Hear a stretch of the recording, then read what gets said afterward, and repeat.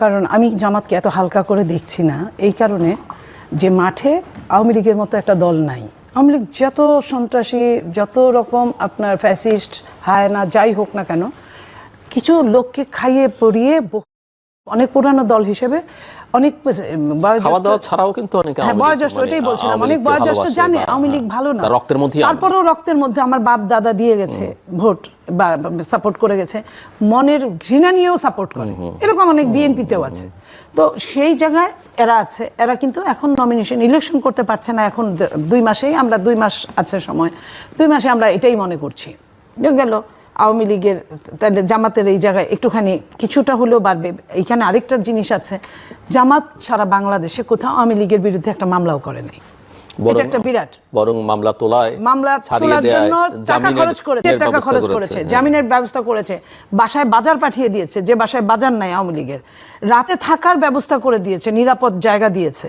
এই যে এত জায়গা, আপনি যত কথাই বলেন, জামাতের যতগুলো হসপিটাল আছে, যদি আওয়ামী লীগের সবচেয়ে সন্ত্রাসী কেউ যায় ঘুমায়, তাইলে আপনার কি হবে? পুলিশ কিন্তু আর যাই হোক হসপিটালে যাওয়ার আগে 50 বার ভাববে। গেল আপনার যেমন ধরেন বাংলাদেশের বিশ্ব সন্ত্রাসীরা কিন্তু এই ধরনের জায়গাগুলো বেছে নেয়, এইগুলো এই জায়গা নিষিদ্ধ পল্লী, এই জায়গাগুলো যেখানে অন্যভাবে অ্যারেস্ট করা হবে বা যাওয়া হবে, স্বাভাবিকভাবে যাওয়া হবে না, তারা এই জায়গাগুলা, এবং এই জামাতের জায়গাটাও এরকমই অনেকটা তারা সেভ করছে। তো সেখানে তারা আওয়ামী লীগের ভোটটা নিশ্চিত করছে। আপনার যতই আওয়ামী লীগের নেত্রী বলুক উপর থেকে যে আর যাই হোক কাউরে ভোট দিবা না, না বিএনপি না জামাত, কিন্তু ও যখন যে সাপোর্টটা পাইছে তখন সে বলবে তো তুমি তো পালায় বাচ্চা গেছো, যে এখানে কি অবস্থায় আছি সেটা তো তুমি জানো না, এই জায়গাটায় আমাদের অমুক হেল্প করছে। এবং এটা যখন বিএনপি বুঝতে পারছে, বিএনপিও চেষ্টা করছে, কিন্তু বিএনপি তো আগেই আকাম করে ফেলছে, বা কাজ যেটা সত্যিকার কাজের সঙ্গে আকামও কিছু ছিল। সত্যিকার কাজটা হলো যে মামলা দেওয়ার, এই যে 15.5 বছর যে অত্যাচার করেছে, অন্যায় করেছে, আইনের বিরুদ্ধে কাজ করেছে, সেটার জন্য মামলা দেওয়ার রাইট সবারই আছে, দিতেই পারে। কিন্তু ওর মধ্যে আবার কিছু কিছু ঢুকায় দিছে নিজস্ব ব্যক্তিগত শত্রুদের, অথবা ইনকাম করার সোর্স হিসেবে। সেই জায়গাটা আমি কিন্তু এখানে আত্মসমালোচনাও করছি। তো এতে কি হয়েছে, বিএনপির বেসিক্যালি আওয়ামী লীগ ওইখানে শত্রুতায় রূপান্তরিত হয়েছে। বেসিক আওয়ামী লীগ, আমি আমার এলাকায় খেটেছি, আমি আপনি জানেন, সেইখানে আমি আওয়ামী লীগের ঘরেও তো যেতে হয়েছে। আমি যখন গিয়েছি নিরপেক্ষভাবে সবার কাছে চেয়েছি ভোট।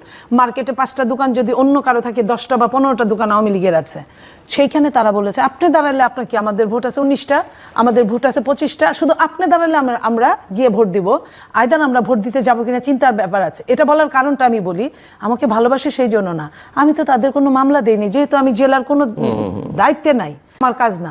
আমি চাইলে উইলিংলি মামলা দিতে পারতাম, এটাও আমি মনে করেছি এটা আমার কাজ না, আমি নিজে বাদী হয়ে মামলা দেই নাই। তো এটা একটা জিনিস, আমার জন্য আমার প্রতিবেশী পর্যন্ত হয়রানির কোনো শিকার হয় নাই। এবং তারা এইভাবে বলছে, মনিয়াপা যেভাবে রাজনীতি করে এটারে তো রাজনীতি বলে না। বলছে কেমন রাজনীতি? বলছে যে রাজনীতি করতে গেলে প্রথমে আগে নিজের কিছু লোক দিয়ে সন্ত্রাসী কাজ করাইতে হবে, তারা যদি আলাদা ভয় না পায়, পরে টাকা দিবে কেমনে, আবার নির্বাচন করবে কেমনে? আমি অবাক হয়ে গেছি। এবং আমাকে যারা আমার ওয়েলুসারা এই কথাটা বলতে আসছে, আমি ওটাও বুঝছি যে ওরা কেন বলে, ওদেরও তো একটা ইন্টেনশন কাজ করে যে আপা যদি আমগরে নামাই দিত তাহলে তো আমরা 2টা পয়সা কামাইতে পারতাম। তা আমি বলছি তোমরা ধৈর্য ধরো, সৎ পথেই তোমরা কামাই করতে পারবা।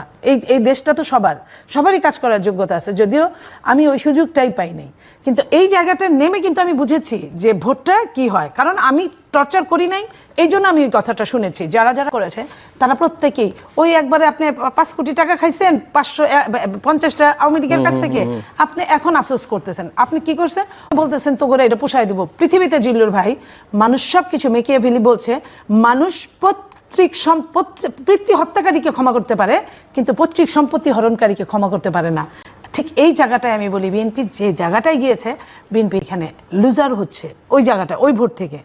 সেইখানে কেউ যদি ব্যক্তিগত দলে জয়েন করে, ওইটা তাদের নিজস্ব ভোট, কিন্তু একটা বেসিক ভোট এখানে বিএনপি লস করছে, যেটা জামাত, এটা অপরাজনীতি আমি বলতে পারি। কারণ জামাতকে আওয়ামী লীগ যত টর্চার করছে, যত ক্ষতি করছে, জামাতের সব নেতাদেরকে ফাঁসিতে ঝুলাইছে, মেন নেতাদেরকে, জামাত কিন্তু দিব্যে এটা ভুলে গেছে আওয়ামী লীগের মতো। আওয়ামী লীগের শেখ হাসিনা যেমন তার বাবার হত্যাকারীকে ভুলে গেছিল, ইনুকে নিয়ে শেষ দিন পর্যন্ত রাজনীতি করছে, এবং কেউ বলে ট্যাঙ্কে নাচছে, কেউ বলে নাচে নাই, এই ধরনের অনেক প্রশ্ন আছে, কিন্তু বিপক্ষে তো ছিল, এটা তো সত্যি। তা এই এক কাজ জামাত এবং আওয়ামী লীগের মধ্যে মেন্টাল অনেক মিল আছে, এবং একজন আরেকজনের উপর ডিপেন্ড। তো তো এইখানে বিএনপি একটা করেছে যে আপনি আওয়ামী লীগের বেসিক যদি 15% ভোট থাকে, আমি কথার কথা বললাম, সেখানে 10% যদি জামাত আদায় করতে পারে, তাহলে জামাতের যদি আগে 8% বা 10% ছিল, 15 বছরে বাড়ছে, কারণ জামাত তো নিগৃহীত ছিল, বাড়ার পরে ওইটি যোগ দেন। আমি ওই হিসাবটা করছি, কারণ এটা আমার বিএনপির যে সমস্ত নেতারা যদি এটা শুনে আপনার এই টকশো, আমি বলবো যে এখান থেকে আপনারা শিখে নেন। আমি আমার জীবনের একটা শেখার অধ্যায় থেকে এই কথাটা বললাম যে কাউকে 1 নাম্বার খরগোশ এবং কচ্ছপের দৌড় প্রতিযোগিতাটা আমাদের মনে রাখা উচিত। 2 নাম্বার, এইখানে দুইটা দল বেসিক বাহ্যিক দৃষ্টিতে আওয়ামী লীগ বিএনপির সঙ্গে অনেকটা মিল আছে, আভ্যন্তরীণ দৃষ্টিতে জামাত আওয়ামী লীগের সঙ্গে অনেকটাই মিল আছে, এবং একজন আরেকজনের উপর নির্ভরশীল। এই কারণে আওয়ামী লীগ যখন জামাতকে আপনার নিষিদ্ধ ঘোষণা করে আপনার নির্বাহী আদেশে, তখন জামাত কিন্তু আওয়ামী লীগের ঘাড়েই ছিল। আপনি সেই পাবনার, আপনার এই টকশোতে অনেকবার বলেছে, সেই পাবনার আপনার স্বরাষ্ট্র প্রতিমন্ত্রী, সে তার এখানে দলে যোগ দিছে। কুষ্টিয়ার ভেড়ামারা মানে অপেন, তারা কিন্তু জামাতের বিপক্ষে খাটছে, কিন্তু হানিফ যখন তার দলে যোগ দেওয়া হচ্ছে তখন কিন্তু কোনো সমস্যা হচ্ছে না, আওয়ামী লীগ চুপ। এইভাবে আওয়ামী লীগ আবার তার নিজের দলে পালছে। এই যে নিজের দলে গুপ্ত জামাত, আওয়ামী লীগ কি কিছুই বোঝে নাই? আমি বলবো যে বা যারা যেখানে বুঝছে, হয় টাকায় মুখ বন্ধ করে রাখছে, আর না হয় তারা এটাকে একটা স্বীকৃতি দিছে নেপথ্যে। তো এই জায়গাটায় যদি মিল হয়ে যায়, তাহলে বিএনপির জন্য, বিএনপি একা, ওরা 2 জন, এর মধ্যে আবার আপনার সমস্ত হুজুরদের এক করে ফেলছে তারা, 8টা আপনার ইসলামিক দলগুলো এক হয়ে গেছে। তো ইসলামিক দলের কিন্তু কিছু কিছু জায়গায় বেশ ভোট আছে, লাইক আপনার হাত পাখা চরমুনায়ের কিন্তু বেশ ভোট আছে এখানে, কোথাও কোথাও জামাতের চেয়ে অনেক বেশি ভোট আছে। তো সেই জায়গাগুলায় মানুষ কিন্তু, হ্যাঁ, পীর মানা এক জিনিস, ভোট দেওয়া এক জিনিস, কিন্তু এখন যখন অবস্থাটা রাজনৈতিকভাবে ভীষণভাবে অস্থির, তখন কিন্তু তারা মনে করতে পারে যে এদেরকে না দেদা একবার এটা করি, আরেকবার দেখি নতুন করে। এই যে এটা, এরপরে আপনার মনে করেন জিও পলিটিক্সে যদি আপনি -2 ফর্মুলা ধরেন, তাহলে -2 ফর্মুলা চলমান। আমার কথা না, শুধু বিএনপির মহাসচিবও বলেন, অনেকেই বলেন, আমার নেতা জনাব তারেক রহমানও বোঝানোর চেষ্টা করেন, আমরা আগের চেয়েও এখন বেশি ষড়যন্ত্রের মধ্যে আছি, দৃশ্যমান এবং অদৃশ্যমান। তো সেইখানে যদি -2, অনেকে বলে -4, তো এই যদি এটা হয়, তাহলে ওই জিও পলিটিক্সের আপনার মুরলরা তারা কখনোই আওয়ামী লীগকে বাড়ি ঘর ছাড়া করে আরেক দেশে পালানোর ব্যবস্থা করে দিচ্ছে। তারা কিন্তু বিএনপিকে ওই জায়গাটায় আনবে না। যে কারণে জামাত মাঝে মাঝে বলে, জামাতের চিফ আমির যে কথা বলছেন যে যেভাবেই হোক ক্ষমতায় আমাদের যাইতেই হবে, এটা কি আপনি মনে করেন এই কথাটাকে বিশ্লেষণ করলে অনেকগুলো উত্তর পাওয়া যায়? এটা শুধুমাত্র আপনার আমার মেন্টাল শক দেওয়ার জন্য বলা না। নাম্বার আপনার, তারা বলেন যে সেক্রেটারি জেনারেল, উনি বলেন যে এখন তো বিদেশিরা আমাদের সঙ্গে সবসময় দেখা করছে, মিটিং করছে, ক্ষমতায় তো আমরা চলেই গেছি।